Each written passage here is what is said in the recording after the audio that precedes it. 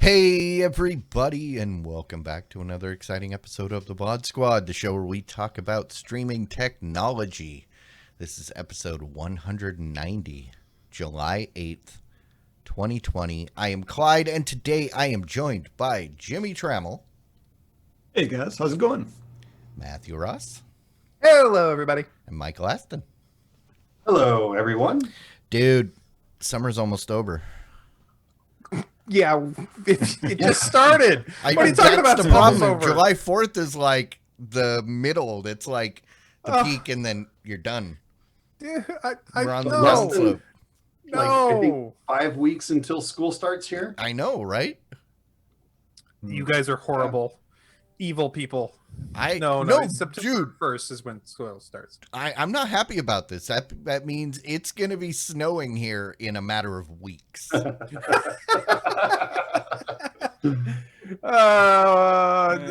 I will preface that it could be snowing here in a matter of weeks. No, it's not could. It will be. You know. Well, that. no, sometimes we don't get snow till January, but whoa. There are years. Because you can always measure it in weeks if you choose to. It's just a large number of weeks that could more effectively. But I mean, 30. But I mean, it'll be ungodly cold by November. But sometimes, sometimes there's too much snow to go. Too much snow to go trick or treating on Halloween. So, what? Too much snow to go trick or treating on Halloween? Everybody loves. I can't tell you how many times I've heard about the Halloween blizzard of 1993, and it's like, really? You couldn't walk down. There were kids stranded, and blah. It's like, whatever. I remember a really heavy winter here where the drifts got 6 foot, and so a drift would cover your door, and you'd open up your door, and you'd have to dig yourself out. I remember that fondly because I love snow. Personally, but it is a seasonal thing for us. We do get snow for a few weeks or months at max, and it goes away. So having it, in a few weeks and then for like a long time, that sounds monotonous and horrible. So I'm sorry. Well, for us, Halloween just is the day that we take down our storm shutters. Yeah, that's right. I got to say, I am confident that it is only a matter of weeks before it snows here as well. Oh. It might be 180 or 250 weeks, but it will snow here in Austin at some point. That, on the other hand, though, it is supposed to reach 110-ish this weekend in the meantime, and that is something I am not looking forward to. We are truly in the middle of summer here in Austin. So it's been 90 consistently here, which doesn't sound that bad until you add in the 50 to 60% humidity. So it's essentially like 180 here for the last 3 weeks, 2 weeks. I didn't care about the pandemic. That hasn't kept me in the house. This whole time I've been going out and doing stuff.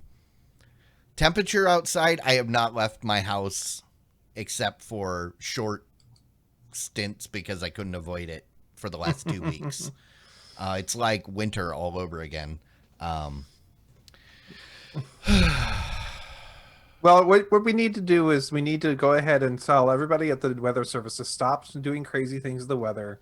Start putting normal weather for everybody. Sure, we need some snow sometimes for the holidays, but other than that, just make it normal amounts for everybody. I don't get this whole everything has to be super crazy about this. So yeah. Oh yeah, Noah, the weather service. Yeah, they're right down the street from me. Yeah, call them. I've made pleads with them many times. A buddy of mine used to work there. And I would yell at him every time I didn't like the weather. I would scream at him. It's like, do something. But they don't like listening to us. You know that, right? Man, those guys are such jerks. And for those of you that don't know what I'm talking about, that's NOAA. It's like the National Oceanographic Aviation Atmospheric Agent. I don't know.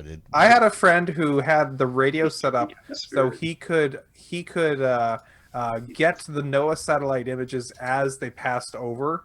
He had the antenna and the right equipment to just pick up the signal and get it. And it was so cool to get really live NOAA satellite images from the satellites. It was like, wow, that's so cool. Yeah, it's the National Oceanic and Atmospheric Administration. Yes, that's what it is. Everybody who lives in Florida is very familiar with it. Yep, that's located. There's a facility right down the street or down the road in Chanhassen. But yep, word. But I guess, should we talk about something? If you want, we could talk about, Peacock. Have something. Well, let's start with talking about Peacock.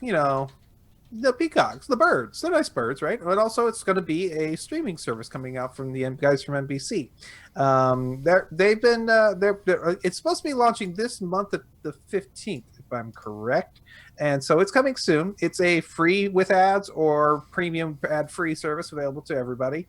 That will be having a whole bunch of their own channels and a lot of their own content from NBC Universal, and it looks like they've signed a deal with Showtime and CBS from the Viacom guys, basically, in order to get a lot of their content available on the service as well. You're going to be able to get a lot of the older stuff, like from movies like The Godfather and a lot of the older shows that on there. It'll be available in the library as soon as it launches, right when it comes out on the 15th of this month. So it sounds like these guys, the CBS guys, are allowing the Viacom guys are selling off their content to anybody who wants it. Yeah, I was going to say, because a bunch of the CBS stuff showed up on HBO Max. And a lot of and we recently got the YouTube TV pay upgrade, which came with all the CBS stuff as well. Yeah, with the channels for the live content. Yeah. So it sounds like they're like, hey, you want to sell us? Well, you can sell it. That's fine. Hey, that sounds great. Why don't we go ahead and let you just sell our content? Man, it would be nice if I had a bunch of content that people want to buy from me.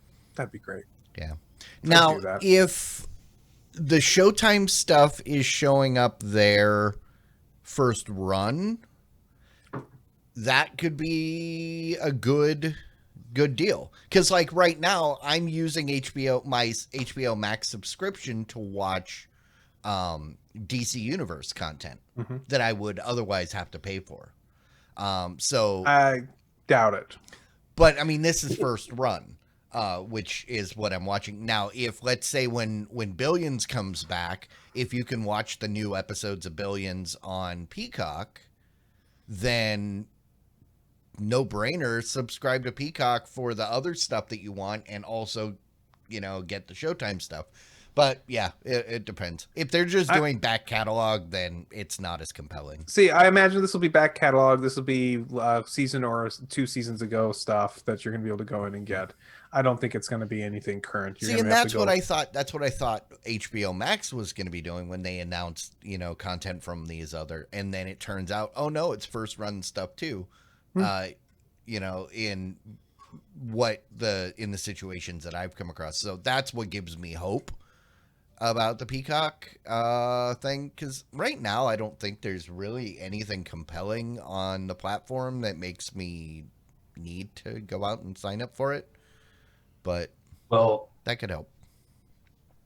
That leads us to the next one. The compelling content for you to watch. Exactly, because all you want to watch is sports ball, right? Come on, Premier League is coming to Peacock. It's going to be you mean there. Football? Football's coming? That's right. Not American football. It's coming to Peacock to stream the Premier League soccer, and it's going to be for free. You guys can go ahead and get in there and watch the various shows on there or it'll be available right in this service, ad free for a fee, or you can get it for absolutely free with ads.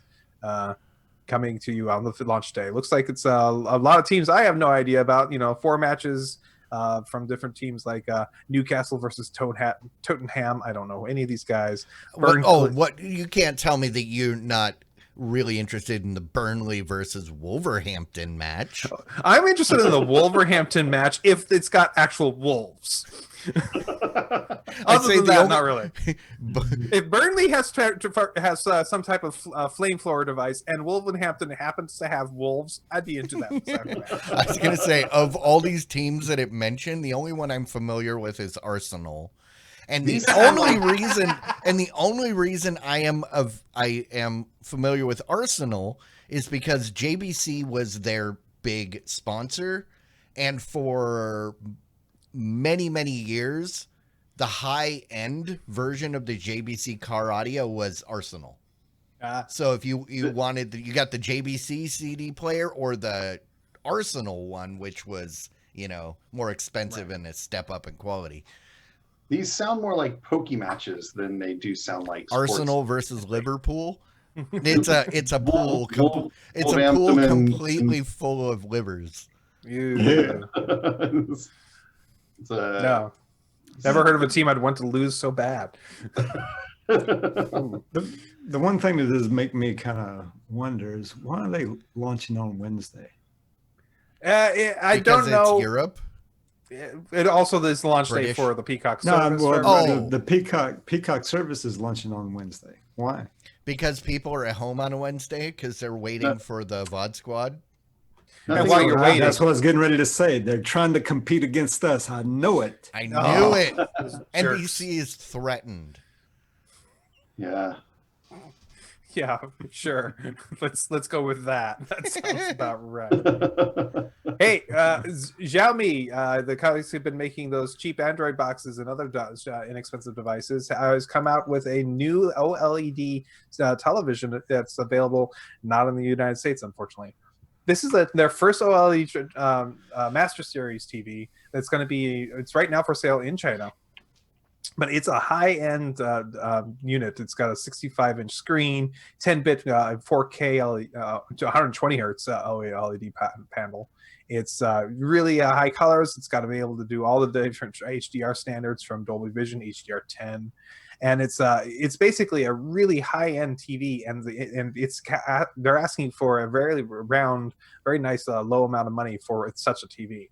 Xiaomi is known for basically coming out with less expensive stuff, but it looks like if it came to the States, it would not be so inexpensive because it looks like they get subsidies from China for selling their own. So you got to remember that in the U.S., they're known for the low-end stuff because they're not a known brand here.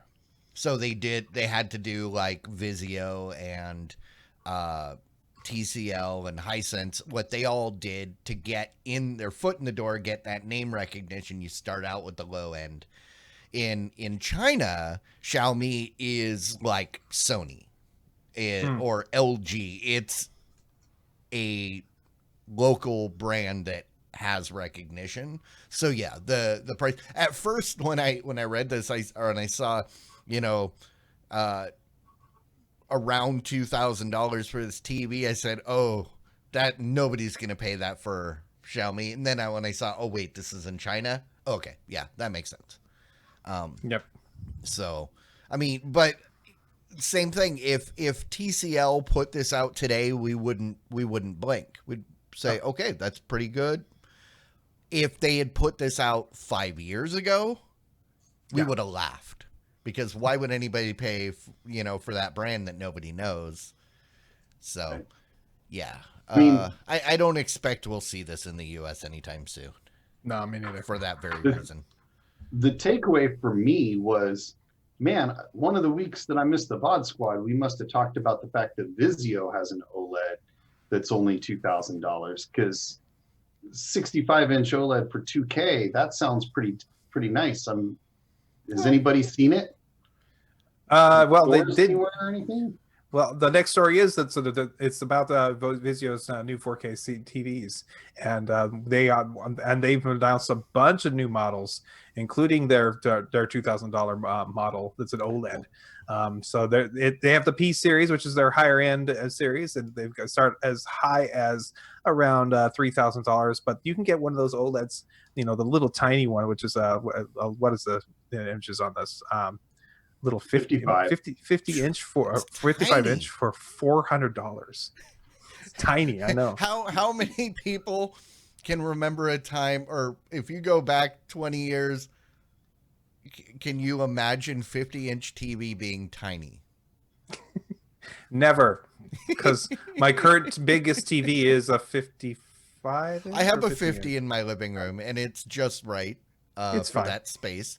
But when I see it at the store, I go, "Oh, that thing is so cute," and then I realize, wait, it's cute and it's tiny. Look at it up there, and then I realize, wait, that's a 50. You know, back in the 1980s, I bought a RCA floor model 26-inch television, Woo! and that seemed to be pretty big at the time. Right. In 2004, maybe 2005, I finally got a 32-inch TV, and it took me and two other people to get it into my house. Because they're big.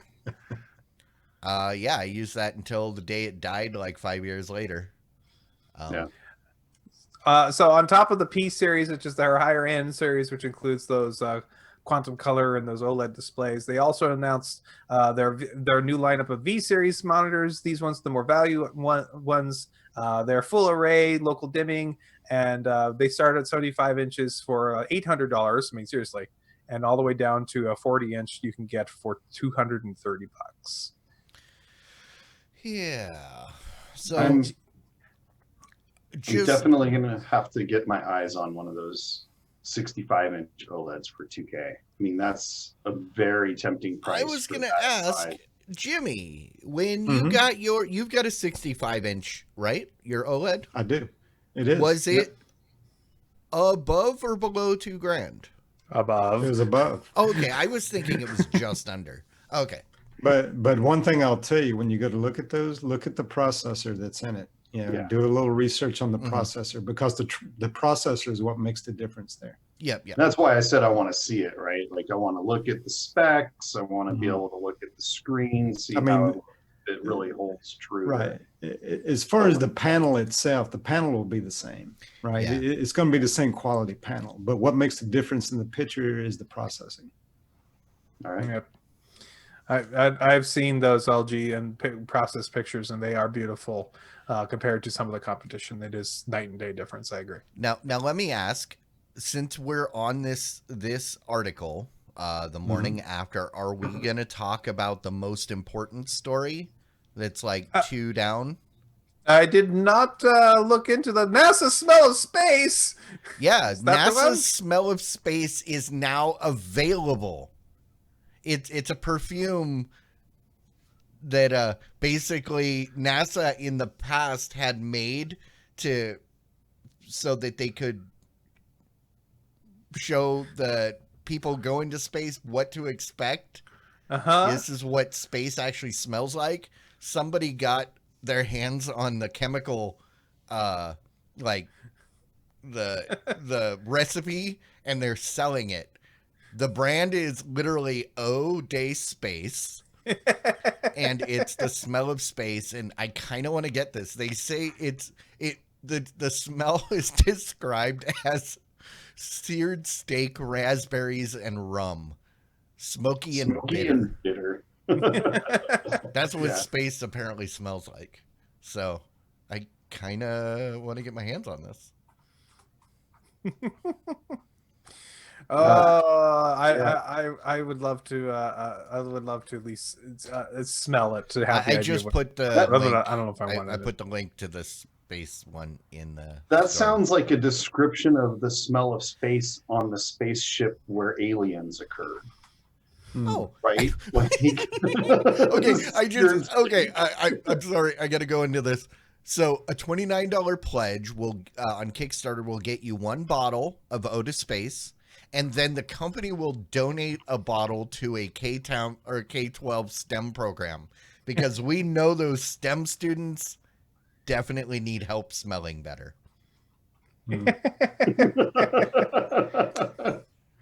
I am sure they'll make hundreds of dollars.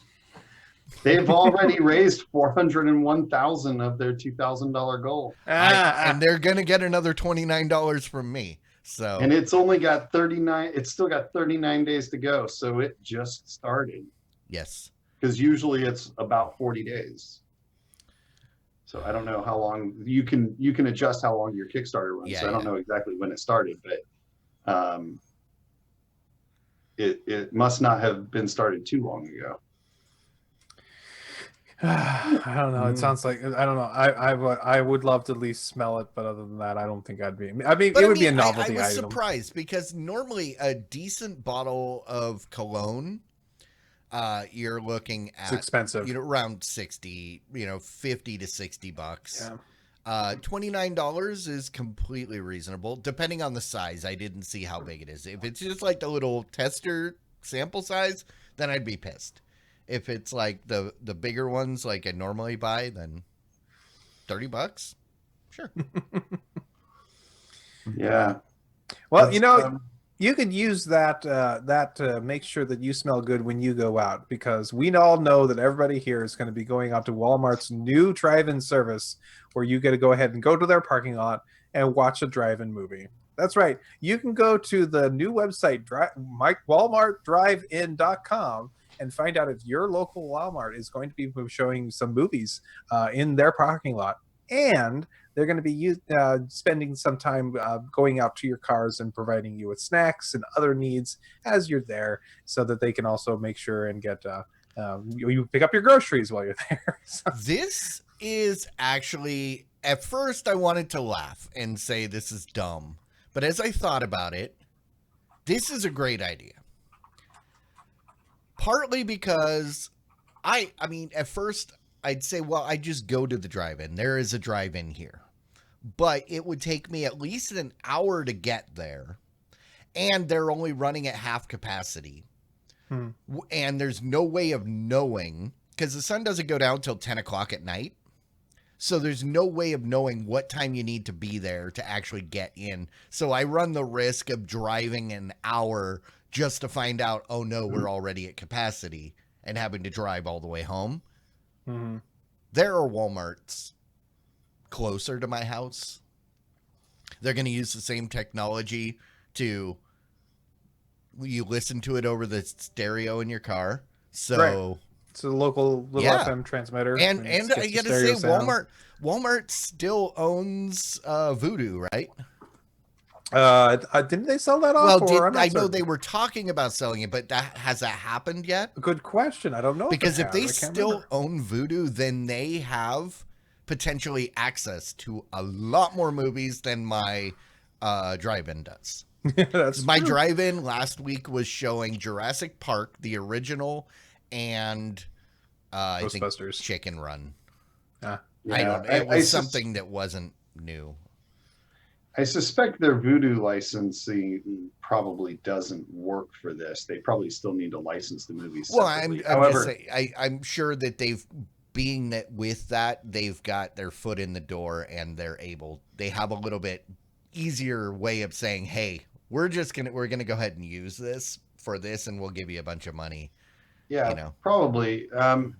I think I agree with you. I think this is a great idea. We have a drive-in in the Austin area. I do think that they take reservations. I feel like that was something that they'd been doing before. So, because yes, you drive 30, 45 minutes, depending on where you're driving from, to get there, and you don't want to get there and find out that it's booked. So they did take reservations before, but yeah, there's only one drive-in in the entire 2 million people city. So this makes a lot of sense. I like it. It's a way for them to get some business. They can send people out with concession type stuff, which they have obviously got plenty of. And Walmart has concessions type stuff that they yeah. Where are they going to get it from? It's they have a whole section inside for funnel cakes, right?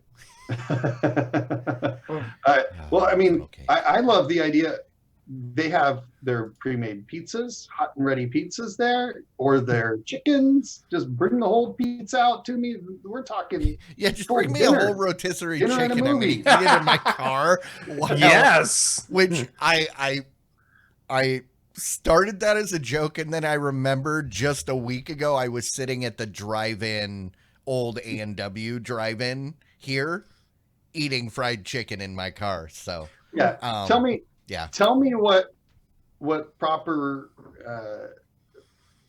truck driving person wouldn't want to sit in the back of their truck eating a rotisserie chicken, watching a movie on a lounge chair. Well, and that's the thing is a lot of people already camp out at Walmart.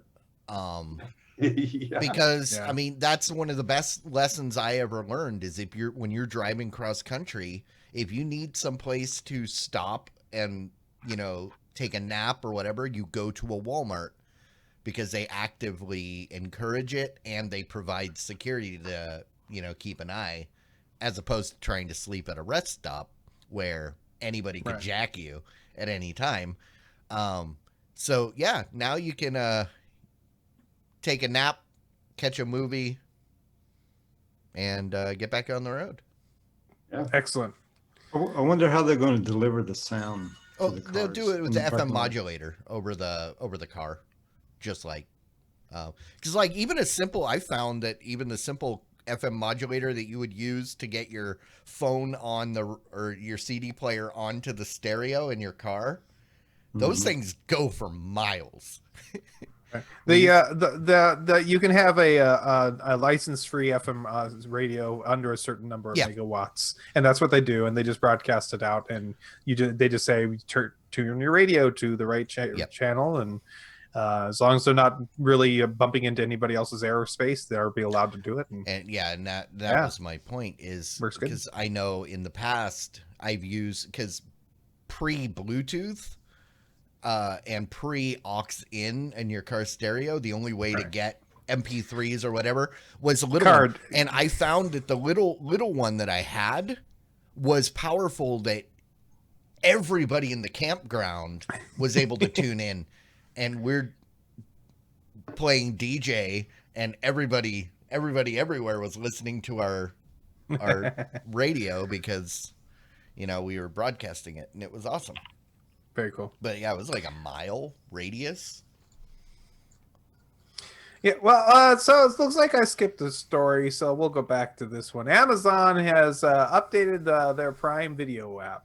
It looks like they've made a new one, or set up a new one inside the Windows Store, which now gives you the opportunity to watch the Amazon Prime videos offline on your PC. It does question. No. I'm saying yes.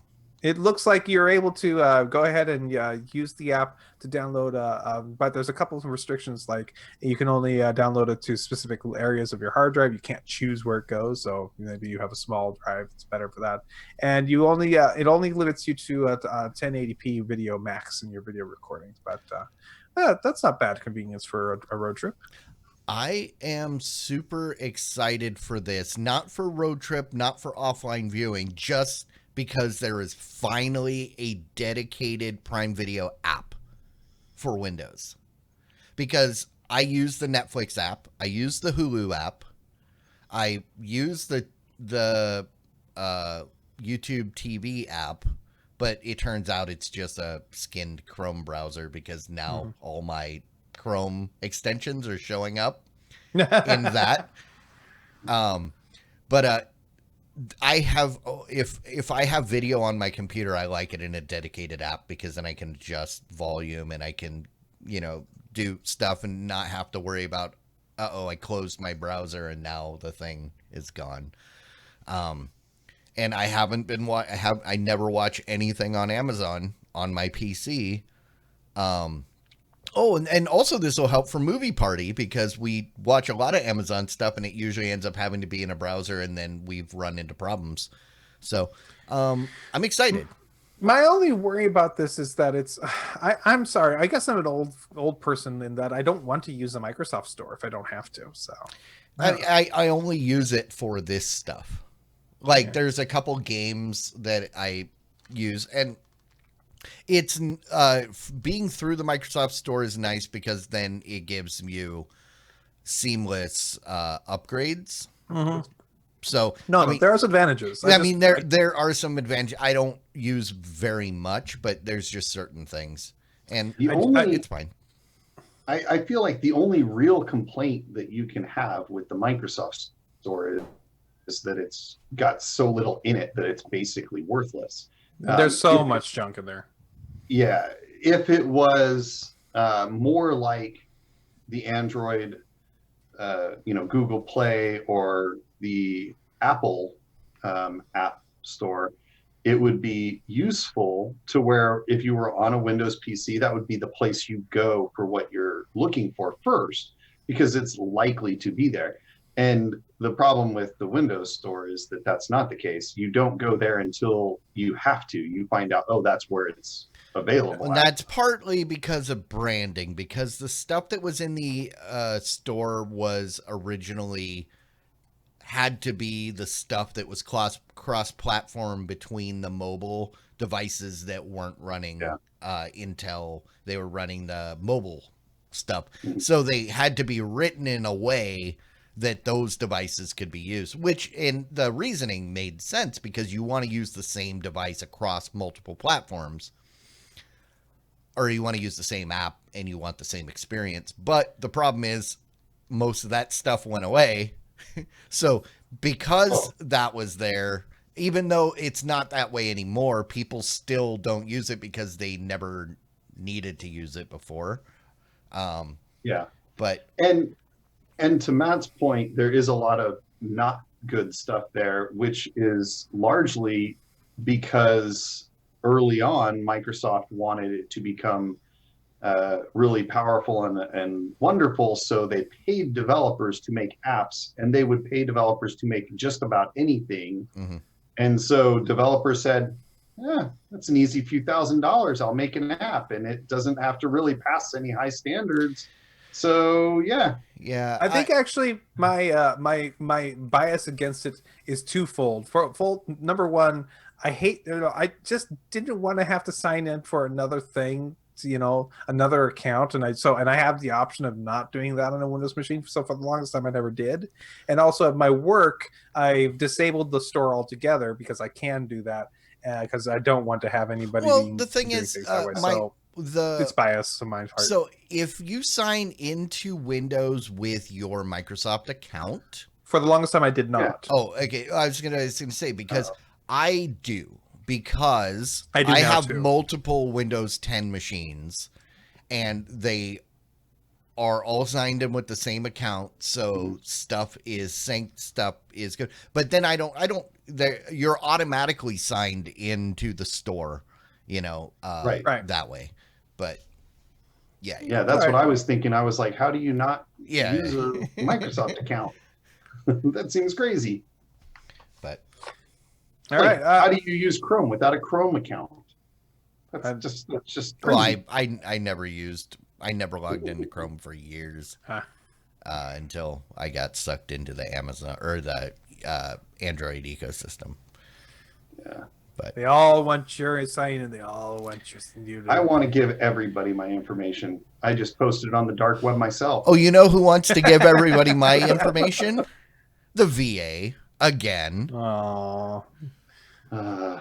That's okay. You can talk to the Verizon about getting yourself some new free Disney Plus service and Hulu services if you get their Fios packages. Did you know that if you are signed up for those packages, they now are offering you free services on top of that? That's right. Disney Plus for free for 12 months, or Disney and Hulu for free for 12 to 6 months, based on which level you go for, being the $40 package all the way up to the $80 package. This is more of the people giving you away free stuff, trying to get you to use their product. So this is their. Oh, this is Fios, okay. Or it's not called Fios anymore. They sold I think FiOS to somebody else. No, I think it still is. I think it depends on where they sold the name FiOS in certain markets, but Okay. in other markets they still own it. All right. It's weird. But yeah. I guess if you're in this market, then probably not a bad deal, especially if you're an AT&T mobile customer, because you're already getting free HBO Max or Showtime, whichever one you choose. And then if you go through Verizon for your home cable or your home internet, then you could get but this is only for a year. So that doesn't sound like a good deal to me. Well, I mean, first of all, there's like 634 different ways to get a free year of Disney Plus. Yeah. So that's not terribly compelling, but if you somehow are that one person that doesn't already have it free, then this is a nice bonus if you're in a FiOS area. I unfortunately, I checked again just to be sure, because I would love for any other internet provider to come here and give me something other than the dial-up like crap that I have. I can tell you that the price is pretty competitive there. I pay a little bit more than that for a gigabit connection with AT&T right now. But you're not on your sweetheart deal anymore either. You're actually paying just a little bit more. This is the get you in the door price. That's probably going to go up to like $100 after a year is out, right? It could be. Maybe. I mean, I would pay $100 right now if I could. There's just nobody who'll give me decent internet. I am, and I'm still not getting decent internet. Mock me and laugh as they give me awful internet. All right. So if you guys are a Prime Video user and you've been hoping for the longest time that you could, have a profile option, guess what? They've launched profile options for everybody around the world. They were doing it in a couple of locations like India, probably in some type of testing. But now that they are providing Prime Video with a user selection where you'll be able to make up to 6 different users, including a kids profile, which presents the more age-appropriate content. So what? So they don't. My kids don't have to see all my watch next suggestions based off a movie party titles anymore. So like PMS Cop, my daughters aren't gonna be like pushed to watch PMS Cop anymore. This is so exciting to me. I'm in the Amazon ecosystem largely with all of my Echo devices and my Echo TV and my Fire TV. This is still not where I want to be, because I really want it to offer. I'm really looking forward to them adding profiles to the Fire TV so that the Fire TV can show different recommendations, because it's based off recommendations as well, or most recently used apps and things like that for my kids and be appropriate. However, this is a step in the right direction. I'm very excited about this, to where I'm not going to have only Pokemon and Star Wars related stuff recommended to me. Not that I dislike either of those, but that's all it thinks I want, because that's what my kids watch, and they watch more TV than me. So, yeah. To address Wabbit's question, he said he assumes you don't have access to the owner's purchasing power. I assume they're implementing it exactly the way they always have on the Fire TV, in the fact that you can turn on the PIN for, if you try to rent something, you have to put in the PIN to authorize it. Which is a good way, because it would be super frustrating if you're in your kid's profile, they want to watch the new Paw Patrol, but it's $3 for the season. You go, okay, fine. Well, now you got to back out, go to your profile, purchase it, and then hope that it somehow shows up in their profile without messing up your recommendations. So yeah, I don't see any way that they wouldn't be using that same PIN functionality. They've implemented child profiles for Amazon accounts, for your Amazon Prime accounts, which allow your teenager to charge the account with approval. So it actually sends you an approval request, and you can approve a purchase. So they could do something similar to that, where the kid could be in a different room and say, hey, I want to watch season 2 of Paw Patrol. You'd get a notification and you could approve it on your phone or say, And that's my point, is they already have systems in place to prevent, improper purchases. So it seems pretty, it's pretty obvious that they should be implementing those on the profiles. Yeah, hopefully, or if not, hopefully soon. But yeah, I'm excited. Hope they move it to the Fire TV. Come on, Amazon. Well, eventually everything happens. So what is happening is, if you have an Apple Music account and you are using one of those Samsung Smart TVs that has access to the Apple Music, you're getting a new feature where you're going to start seeing the lyrics to the music as you're playing it through the TV appear on the TV. This allows you to, if you wish to, with a compatible device with iOS 13, you will be able to enjoy your lyrics of your music showing up as you are listening to the song. Basically, sing along, know the words. It's your karaoke night come to life thanks to Apple Music. All right. I've already seen something a lot like this on my Google display. A lot of the songs, not every song, but a lot of the songs do show up with the lyrics for you to read. Sometimes those lyrics are hilariously wrong, like it's the wrong song, or it's like way off, and then it's really weird to listen to the song and read the wrong lyrics. Spotify has that option on certain devices too. I never see it because I primarily listen in my car, and having video on the dash while I'm driving is illegal, so they don't do that in Android Auto. No, that's true. They don't do that. That's a good thing. I just want to know what this song is that these lyrics sound horrible. It's probably hip hop. It sounds like the worst song ever written. Let's see maybe if I can figure good. And it says "Me and You Together" song. The 197s or the 1975 or something. Where are you seeing it? I don't know. Right underneath the picture. Very small print. Don't know. Oh, "Me and You Together" sung the 1975 is the band. Yep, the that would be the band. So, no idea. I almost want to go listen to the song so that I can understand if it's as awful as it seems like it must be. Well, it's too bad you don't have a Samsung with Apple's Music on it, so you could see the lyrics while you listen to the song. It's too bad.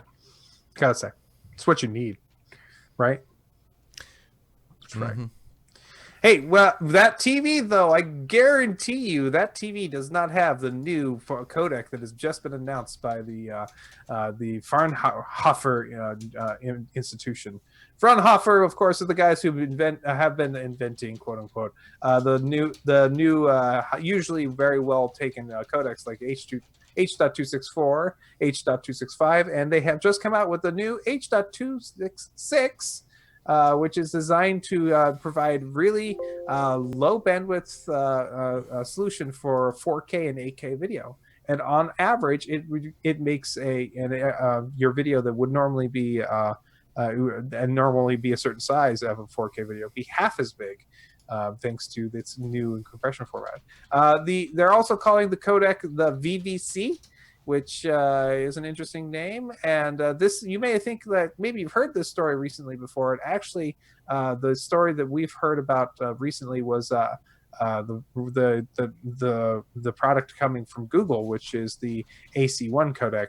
I don't know how it compares to this. My guess is that this is such a high resolution that this one would be much more compressed than the other, a better compression algorithm. Or you mean AV1, right? AV1, yeah. No, AC1, I don't know what that is.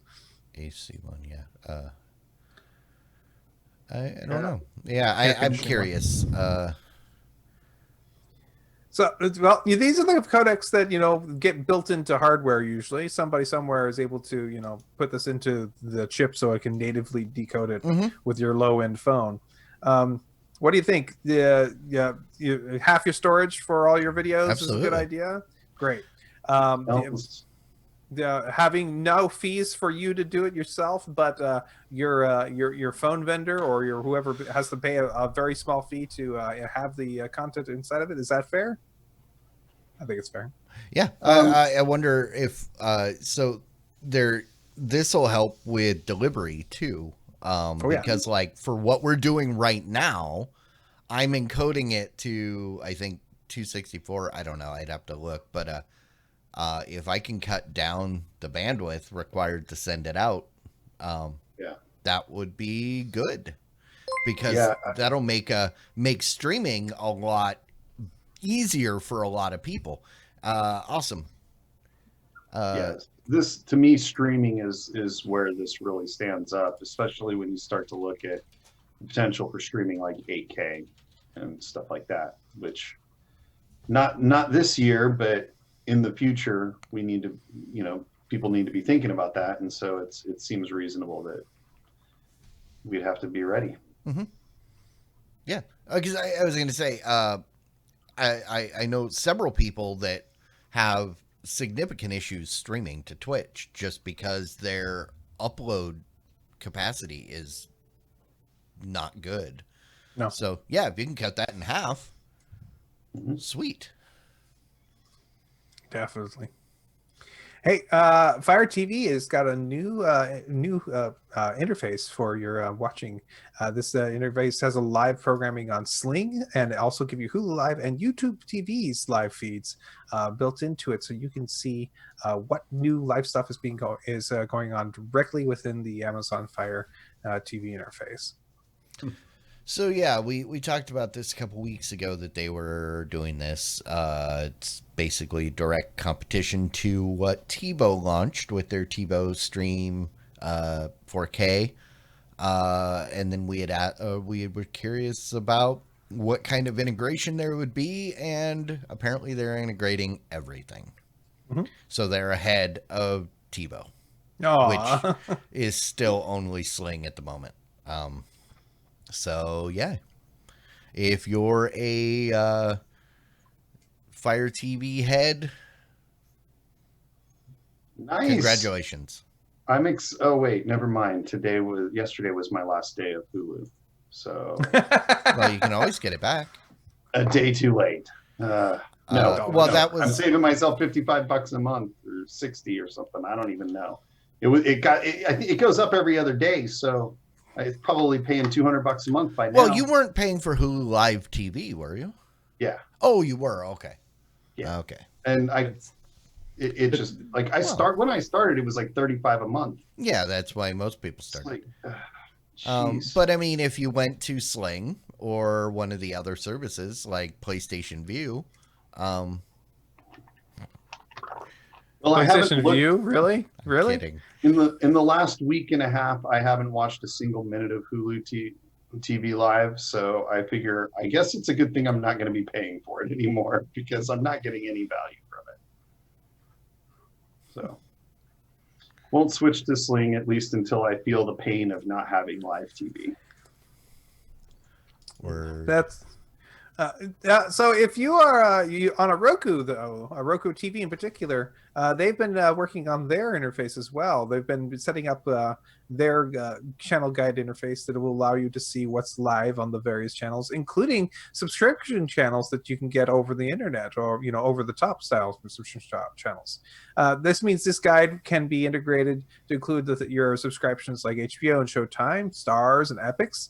It also will take your live local channels, because your TV has a input for those, and we'll be able to give you your information right in that same guide for the live channels as well, for your locals.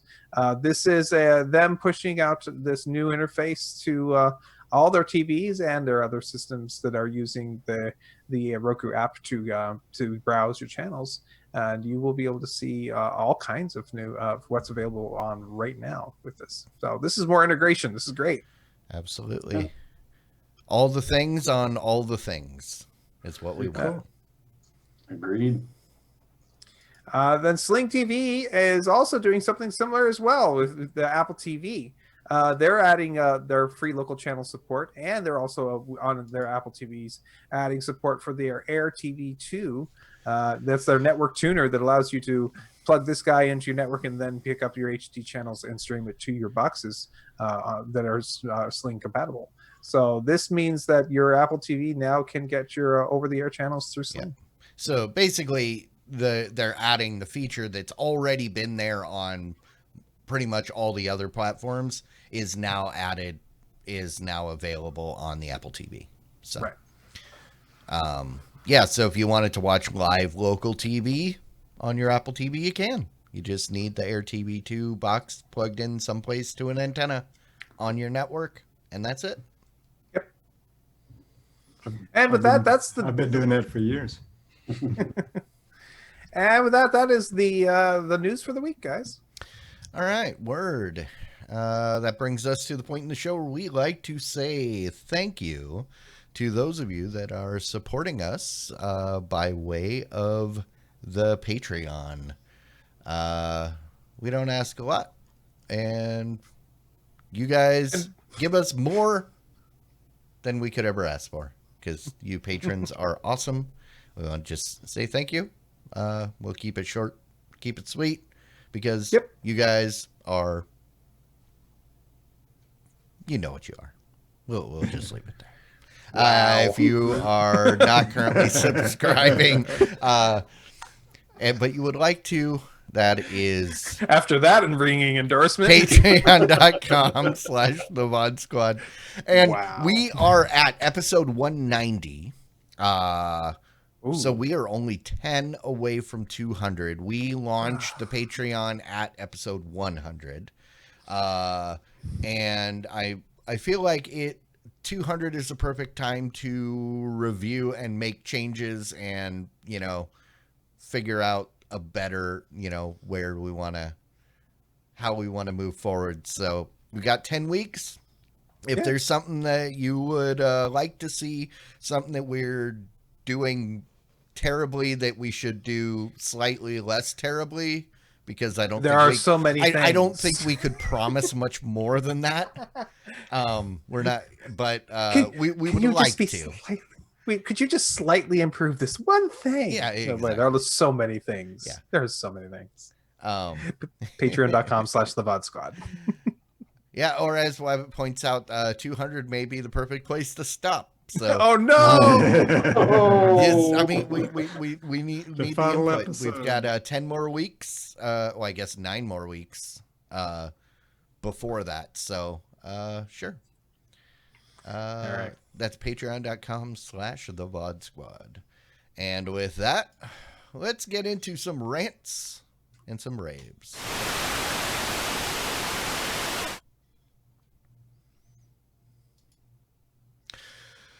Alrighty, gentlemen. Rants, raves, what you got? Go.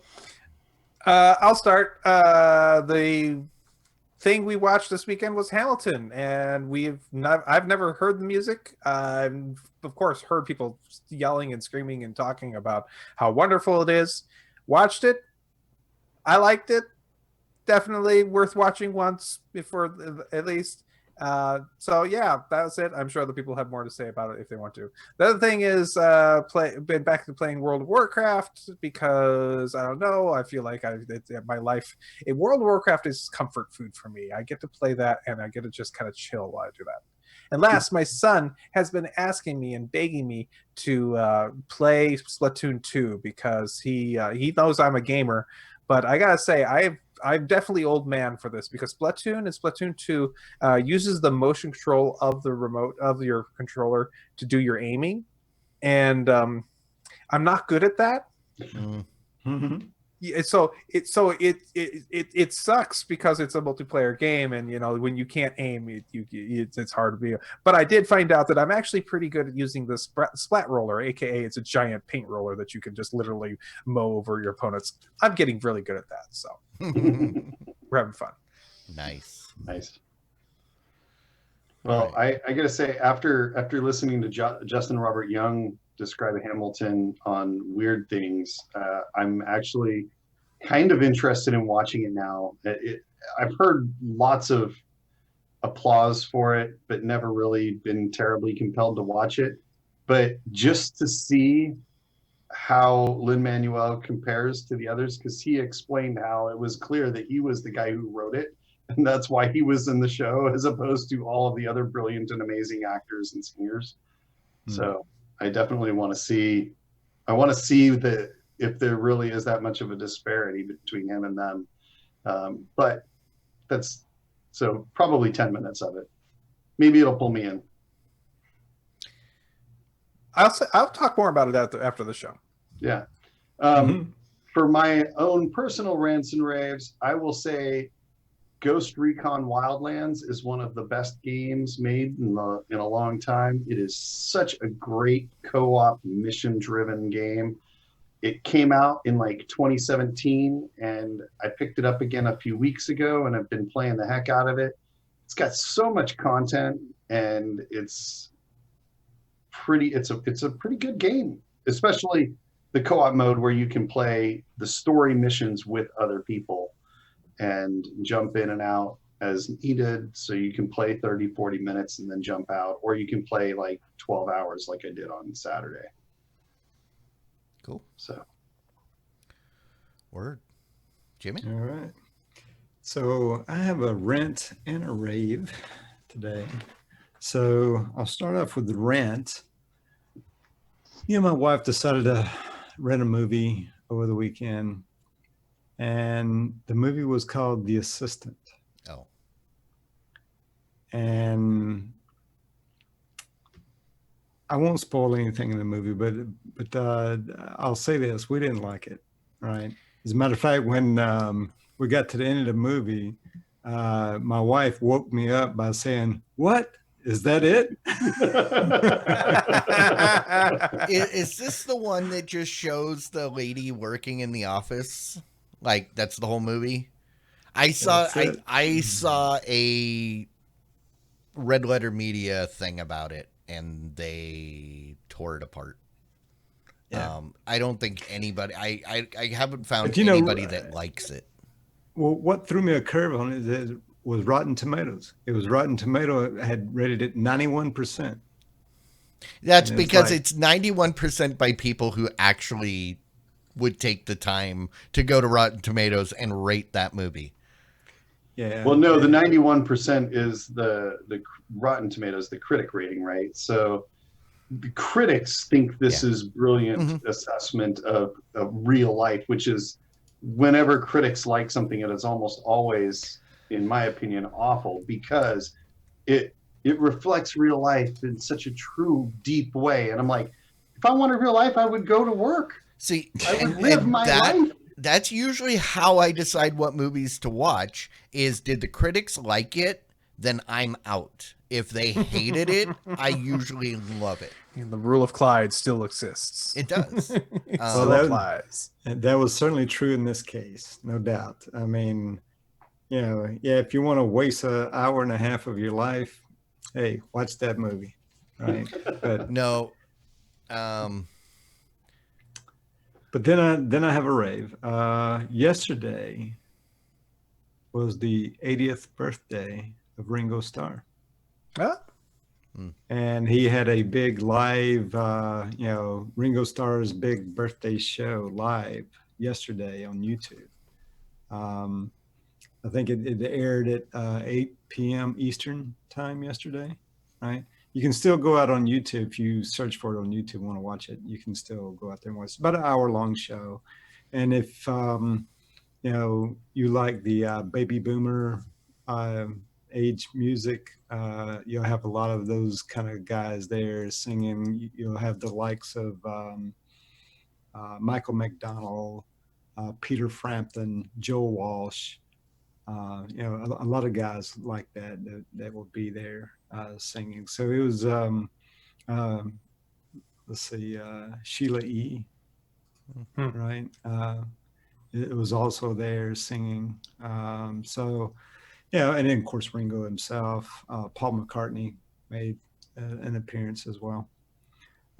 So yeah, if you like that kind of music and just to see a great musician like Ringo Starr. He still got it. He's still up on stage singing at 80 years old, which I think is pretty amazing.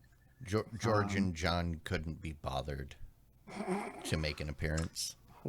Actually, they did speak. They did bring him in to speak. They, pre-recorded, obviously. Oh, I thought they via medium. They brought in one of those TV mediums. But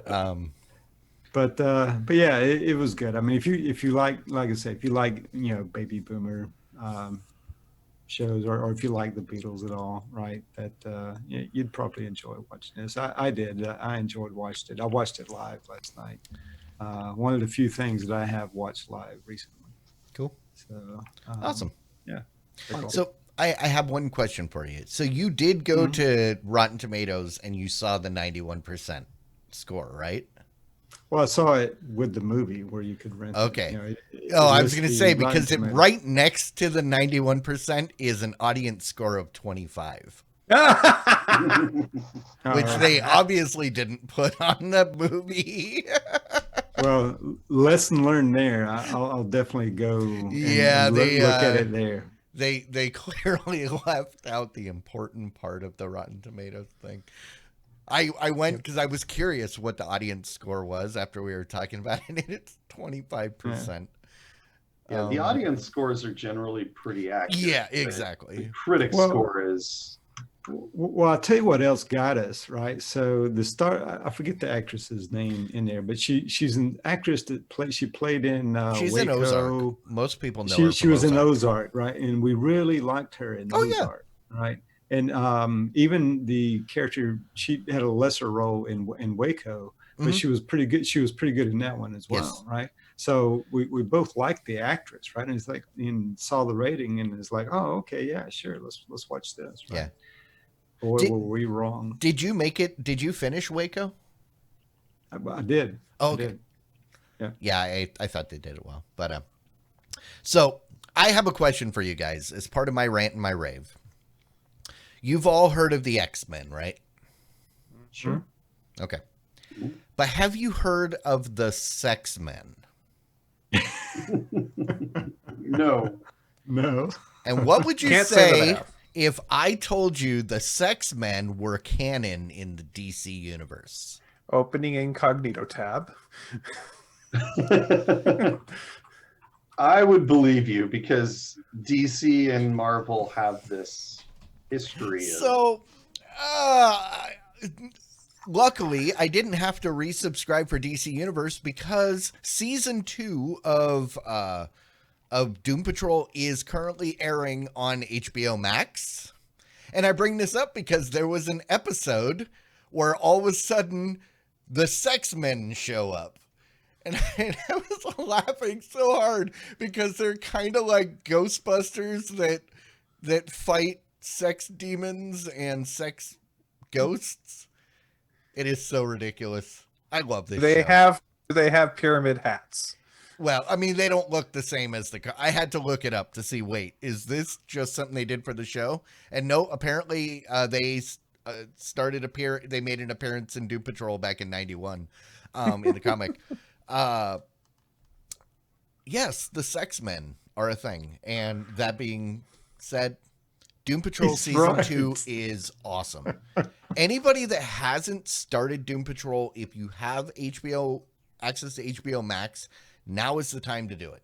Because Doom Patrol, both seasons 1 and 2, which is currently airing, will be available on HBO Max until December. It was extended, and it is great. I didn't know how they were going to continue from the first season, and it is great. I hope that stars what's his name? Brendan Fraser. And this is James Bond, the worst James Bond, Timothy Dalton, and Matt Bomer from from White Collar. He was Neil. I mean, it's got so many people. Alan Tudyk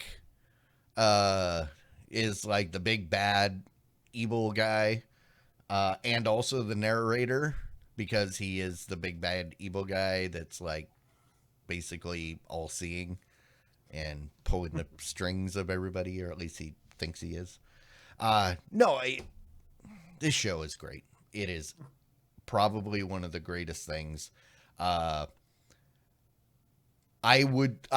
could be coerced, or I could have said that it was the greatest thing ever if I hadn't also found Gary Busey Pet Judge, which we talked about last week, and we watched a couple episodes, which is absolutely great. Justice.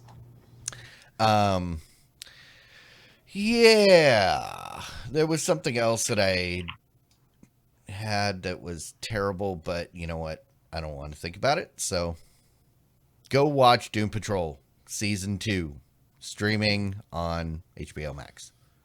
I'm digging HBO Max. I'm glad you are. Really? I have a couple complaints about the app and how it's implemented, depending on the platform, but overall, I like the selection. So, all right. Well, I guess that brings us to the end of the show. Thank you, everybody, for hanging out. If you haven't already, get your title submissions in. We are going to go and vote for those in the post show at tvs.showbot.tv. If you're watching this show after the fact, you should come join us live, because this is where you get to participate in the chat room. You get to participate in the pre-show, in the post-show, the pre-post show, and the post-pre-show, depending on how the tags are set up. It's a lot of fun. We're here every Wednesday night, 9 p.m. Central, here on Twitch. Other than that, I think we'll just see you guys in the post show. Indeed. All right. Bye. Bye. Bye. Diamond Club hopes you have enjoyed this program.